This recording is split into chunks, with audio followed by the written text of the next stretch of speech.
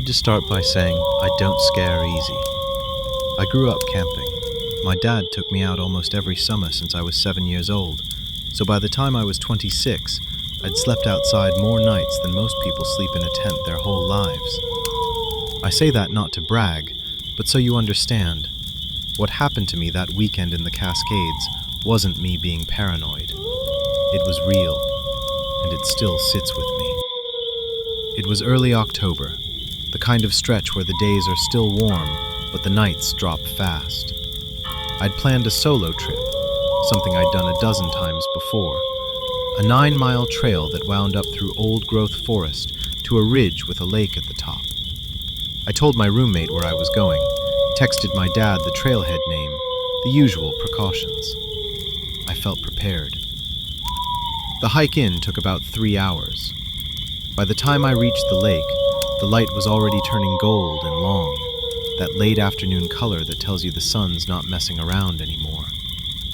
I found a flat spot about 50 yards off the main trail, half hidden by a stand of pines, and set up camp. Boiled water, ate, watched the light fade off the ridge. It was, for the first 2 hours, one of the most peaceful nights I'd ever had outside. Then, around what I guessed was 9 o'clock, I heard footsteps. Not animal footsteps. I know what a deer sounds like moving through brush, that light, quick, hesitant pattern. This was slow, deliberate. The kind of walk someone does when they don't want to be heard, but also don't care if they are. I sat completely still in my tent, listening. The steps circled, not close, maybe 30, 40 feet out, and then stopped. I told myself it was a hiker, somebody lost, somebody looking for a sight of their own. I called out, "Hey, you good out there?" Nothing. No response. Just silence, thick enough that I could hear my own pulse. About 20 minutes later, I heard it again. Closer this time. And then, and this is the part that still gets me, a voice. Low, almost casual, like we were mid-conversation. "Nice night for it." I froze. I hadn't said a word. I hadn't lit anything that would draw attention beyond a small dying fire. And this voice, a man's voice, calm, unhurried, was maybe 20 feet from my tent, in pitch dark, on a trail I hadn't seen another soul on all day. I didn't answer. I reached over and unzipped the small pocket where I kept a canister of bear spray. Not a gun, I want to be honest about that. A lot of these stories get exaggerated in the retelling. But bear spray was what I had, and in that moment, it felt like the only thing standing between me and whatever was out there. I gripped it and said, as steady as I could manage, "I've got protection out here, and I know exactly where you're standing. I'd turn around." There was a pause, then a low chuckle, not threatening exactly, almost amused. "Didn't mean to spook you." And then, footsteps retreating, slow, unbothered. I did not sleep.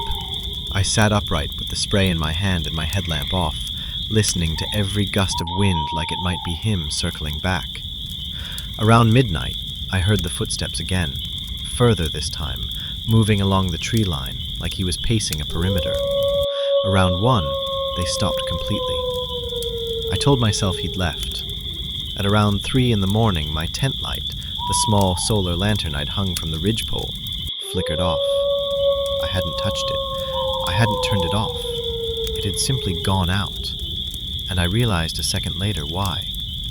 Someone had grabbed the cord running from it out through the mesh vent while I'd left it charging in the last of the daylight, and pulled. That was the moment fear stopped being abstract. Someone was at my tent. Not near it, at it. Close enough to touch the fabric. I didn't scream.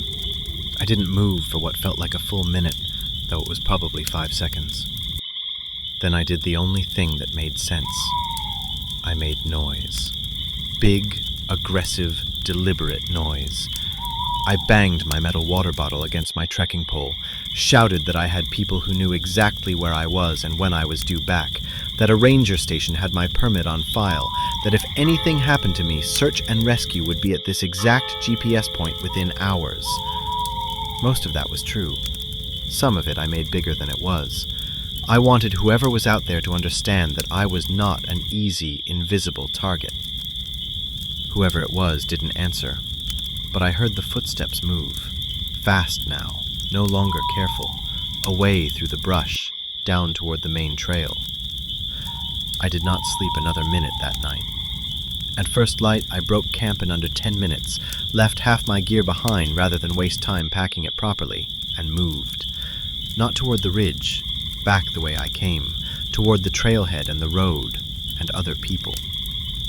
About 2 miles down, I passed a couple heading up, and I told them straight out, "There's someone up there messing with campers. I'd turn around."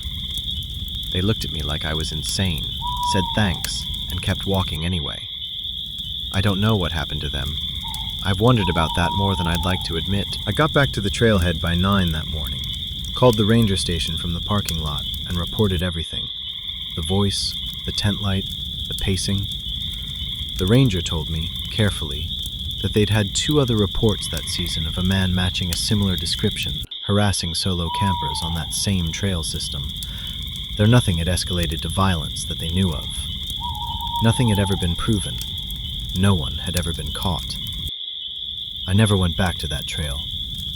I still camp, with my dad, with friends, sometimes even alone. But I camp differently now. I tell people exactly where I am. I carry more than bear spray.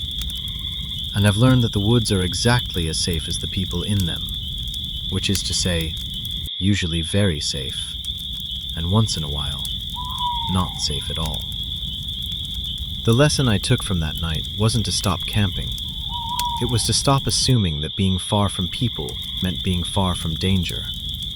Sometimes it means the opposite. Thank you for listening.